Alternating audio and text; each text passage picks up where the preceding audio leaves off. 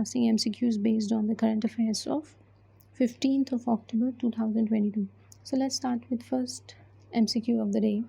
Consider the following statements regarding Competition Commission of India. The first statement says that it is the constitutional body. The second statement says that it consists of 10 members who are appointed by the President.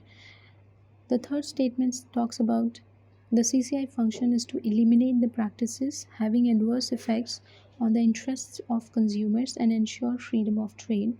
The fourth statement talks about that it ensures fair and healthy competition in economic activities. Now we have been asked the correct statement. So let's move to the question again. First of all, CCI, that is the Competition Commission of India, is not a constitutional body. It is a statutory body which is established under the CCI Act of 2002 so as to ensure the freedom of trade, to ensure the fair and healthy competition, protect the interest of the consumer, and eliminate any bad practices that have adverse effect on the competition.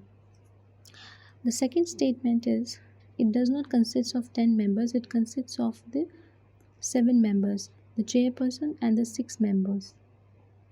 Alright, therefore, statement 1 and 2 are incorrect, statement 3 and 4 are correct. Because statement 3 and 4 are correct, hence B will be our answer. The second statement says that which of the following is correct regarding the snow leopard. Now, snow leopards are found in Western Ghats of India. This is incorrect. Snow leopards are called as mountain ghost and they are found in Himalayas and Trans-Himalaya. This is the correct statement. They are endangered in IUCN list. They are not endangered. They are vulnerable in IUCN red list. They are snow leopard are the only leopard which are found in the India in Namdapha National Park. Now, in Namdapha National Park, which is located in Arunachal Pradesh, tigers, clouded leopard, leopard and snow leopard are found. Therefore, they are not the only species from the cat family which are found in Namdapha National Park. Hence, only B is our correct answer. Now, the third question talks about consider these statements regarding Collegium system for the appointment of the judges. The first statement says that it is mentioned in the Constitution. No, it is not mentioned in the Constitution. Rather, the Collegium system has evolved over the years after the 3 judges' cases.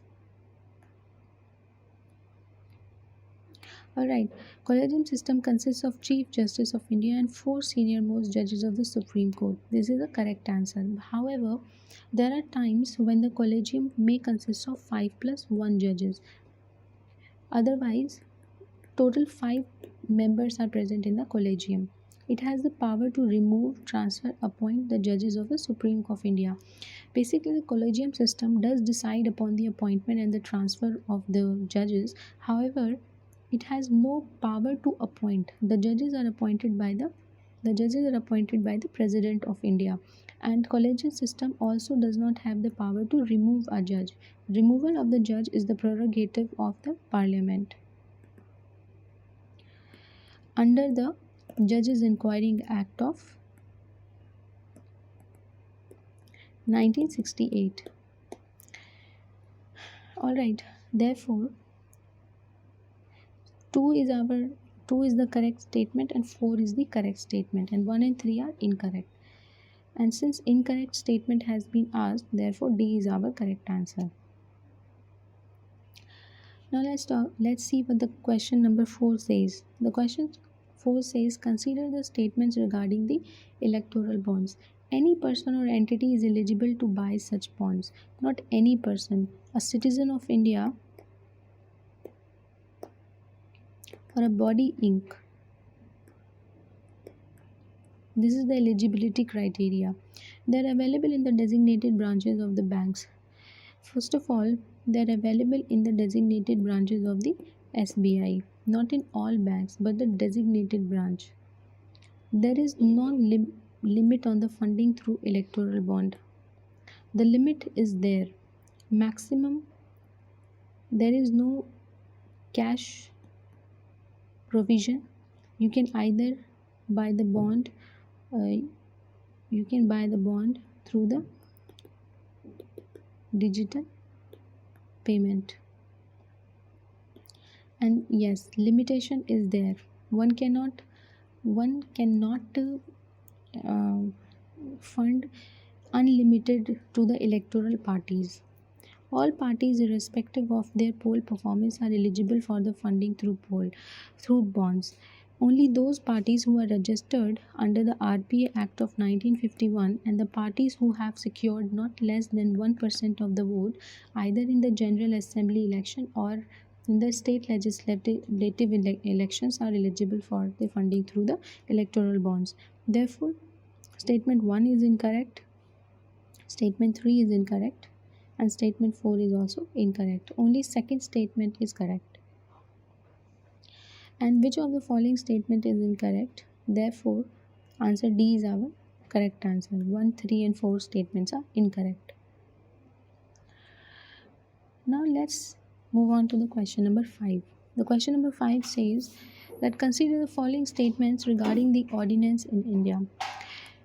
So we have to understand what ordinance is.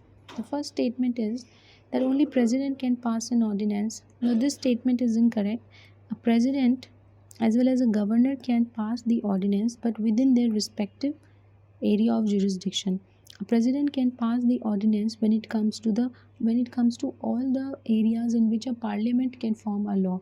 So under Article 123, the president has the power to pass an ordinance, and then under Article 213, governor has the power to pass an ordinance when either one or both the houses are not in session.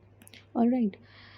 So ordinance is not a parallel legislation. Rather, it only complements the legislation when the parliament or the state legislative sessions are not in conduct. So first statement is incorrect, that governor also has the power to pass an ordinance. The second statement is that it has the force of law and power similar to a law which is passed by parliament. This is the correct correct statement. It is applicable throughout the territory of India. This is incorrect. If ordinance is a very specific, it has specific in nature.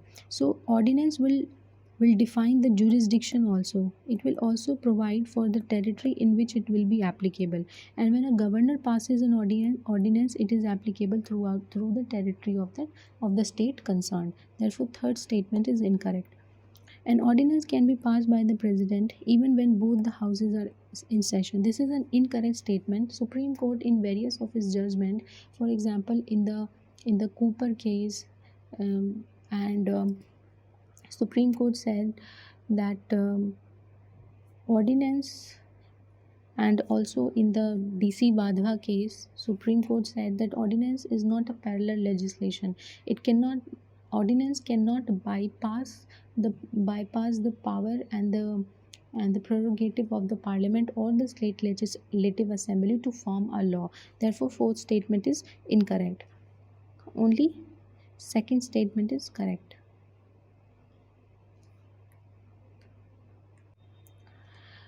Since we have been asked that which of the statements are correct, only second statement is correct. Therefore, C will be our answer. So that's it for today. Thank you for watching. Have a nice day.